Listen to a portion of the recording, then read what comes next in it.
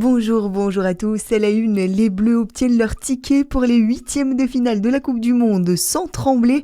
L'équipe de France de foot a dominé hier la Suède, une victoire 3-0, dont un doublé de Mbappé et un but de Barcola. Kylian Mbappé qui devient au passage le seul meilleur buteur de l'histoire des phases à élimination directe du mondial.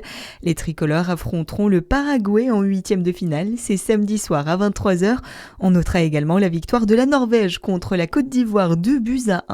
Dans l'actualité, un grave accident du travail hier à la carrière de Mel-C-Givray en Saône-et-Loire, près de Chalon-sur-Saône. Les secours sont intervenus vers 9h30 après la chute de plusieurs mètres d'un concasseur. Une machine utilisée pour broyer les roches. Un homme grièvement blessé a été transporté en urgence au CHU de Dijon. Son pronostic vital est engagé. À Dijon, le site Safran va s'agrandir. Un nouveau bâtiment de 3000 m² sera construit d'ici mi-2027 avenue de Stalingrad. Un investissement de 20 millions d'euros pour doubler la production de viseurs de haute technologie destinés aux équipements militaires d'ici 2029.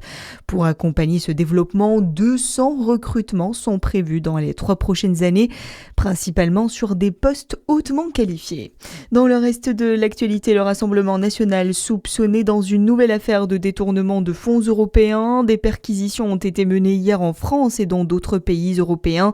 D'après Jordan Bardella sur X, elles ont visé les sièges et les domiciles personnels de prestataires de communication ayant travaillé avec le RN.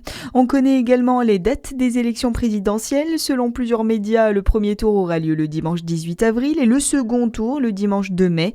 Le décret doit être présenté en Conseil des ministres aujourd'hui.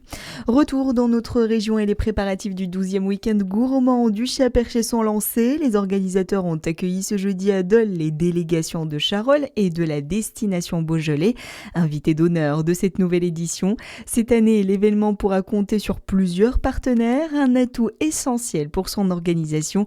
Édith Terrier, adjointe de la culture et au tourisme de Charolles. On a 7 partenaires, donc on a Dufou, le chocolat, on a Doucet, double étoilé, qui va nous faire gagner de la viande. On a les AOP fromage, les AOP bœuf charolais.